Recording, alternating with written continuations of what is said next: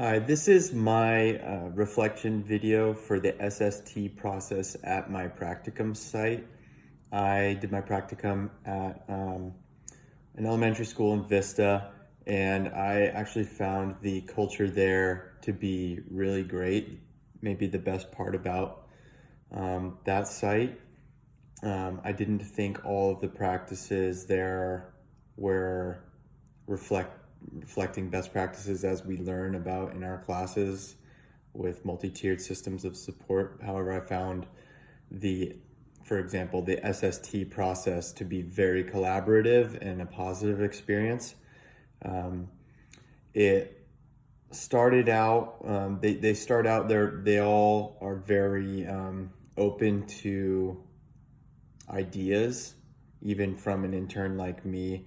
But the SST meeting started out covering the person, the purpose of the meeting, and their strengths. So the parents had time to talk, and the teacher had a minute to talk about the strengths they've observed.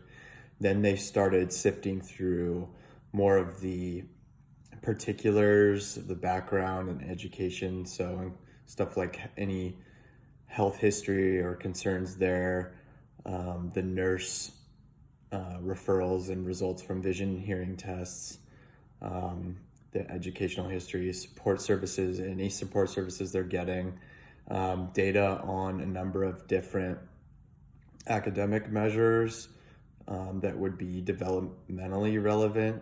So the student that I had an SST meeting on, for example, they went over the data for letter names, letter sounds, nonsense words, sight words, number sequences, and number identifications.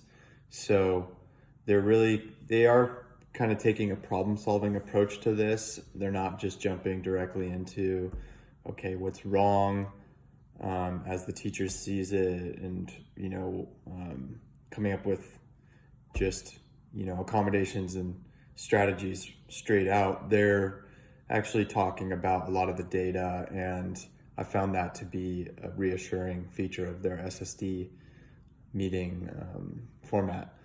So then they would go over any other pertinent info, like from past IEP meetings,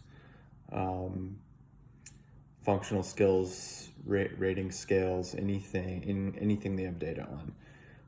Then they would move to the areas of concern. So this is when the parent and the teacher have another slot of time to cover all of their concerns and observations they've been seeing in class or at home. And they do document a lot of specifics. So it's not just general, like, oh, she's not paying attention. It's like, how often do you observe this and stuff like that. So that was good. And for modification, then they would cover modifications if there were any. And then questions. So this is kind of something similar to what we would be covering in our academic case study, where we're addressing multiple hypotheses. So in this section, they'd ask things like, are these concerns related to English language development or readiness, or is she an ELL? Who lives at home with them? How are they being reinforced at home? Asking from multiple angles. Is there any way in which the performance or the concerns that are being expressed can be tied to a number of different environmental variables or language acquisition variables, so that we're not just immediately assuming it's a skill or academic deficit. So after that, we would move to the brainstorming stage, where everyone would team up, including the administrators, the psychologists, the parents, and the teachers, on what sort of strategies, if it's agreed that there's some